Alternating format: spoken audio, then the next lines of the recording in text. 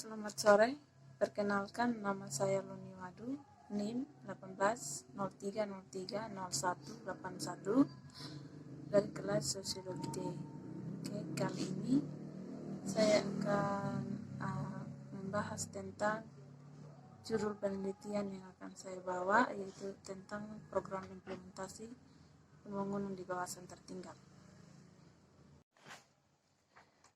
Oke, baik. Kali ini saya perkenalkan teman saya Nason yang akan menjadi narasumber saya dalam memberikan informasi mengenai judul yang saya sudah ajukan, yaitu tentang implementasi program pembangunan di kawasan tertinggal. Oke, kali ini saya akan mengajukan pertanyaan yang pertama, yaitu bagaimana strategi pemerintah desa dalam upaya percepatan pembangunan di kawasan tertinggal, secara khususnya bagi masyarakat pesisir? Oke, silakan. Oke, baik. Strategi yang mungkin dapat dilakukan oleh pemerintah desa untuk mempercepat pembangunan di daerah tertinggal, khususnya di daerah pesisir itu, yang pertama dengan membangun infrastruktur yang menghubungkan daerah pesisir atau masyarakat pesisir dengan masyarakat perkotaan, dan juga harus ada upaya dari pemerintah, dalam hal ini pemerintah desa, dalam memberdayakan masyarakat untuk mengelola sumber daya atau potensi laut yang dimiliki dengan baik. Oke, kita lanjut pada pertanyaan kedua, yaitu bagaimana strategi peluang dan kekuatan dalam upaya percepatan pembangunan di daerah atau kawasan tertinggal? Oke, baik. Mungkin yang pertama itu harus ada, atau pemerintah itu harus merancang program pembangunan prioritas, baik pembangunan jangka panjang, jangka menengah, maupun jangka pendek. Dan juga harus meningkatkan penghasilan desa melalui badan usaha milik desa yang ada di desa. Mungkin itu dari saya. Oke, pertanyaan yang ketiga, faktor-faktor apa saja yang menyebabkan terjadinya desa tertinggal atau yang menyebabkan desa itu menjadi tertinggal? Oke, baik.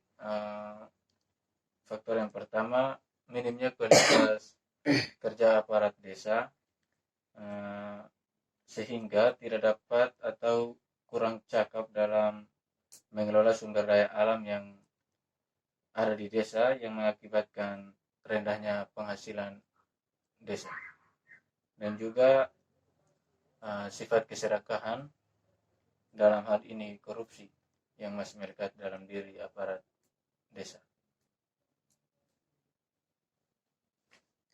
Oke, kita lanjut pada pertanyaan keempat, yaitu bagaimana keadaan prasarana dan sarana pada desa tertinggal atau kawasan tertinggal?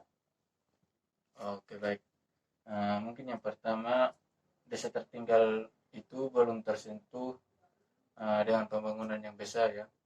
Dan yang kedua, teknologi penunjang hidup masyarakat itu masih primitif atau masih sederhana. Yang berikut, sumber air bersihnya minim. Yang berikut, perumahan atau pemukiman masyarakat itu masih kumuh. Yang berikut, tidak adanya teknologi industri dan jaringan yang masuk atau dibangun di desa tersebut. Yang mungkin yang terakhir, keterbatasan aksesibilitas ke pusat-pusat permukiman atau perkotaan. Oke, pertanyaan yang terakhir, yaitu apakah upaya pemerintah desa dalam menunjang kestabilan ekonomi pada masyarakat pesisir? Oke, baik. Mungkin upaya yang pertama yang harus dilakukan oleh pemerintah desa itu, yaitu membentuk pemerintah yang transparan, juga meningkatkan atau meningkatkan kualitas sumber daya manusia atau masyarakat yang ada di desa. Yang berikut menghilangkan praktik KKN atau korupsi, kolusi dan nepotisme di desa, sehingga itu dapat memperlancar pembangunan yang ada di desa. Oke, yang berikut membangun infrastruktur di dalam desa. Berikut, pemerintah desanya harus mampu memberdayakan sumber daya atau potensi-potensi yang dimiliki dari dalam desa sehingga dapat mendongkrak pendapatan desa, dan daripada itu pendapatan perekonomian. Pendapatan perekonomian desa, sehingga daripada itu dapat menunjang kehidupan rumah tangga di pemerintahan desa itu sendiri. Oke, baik.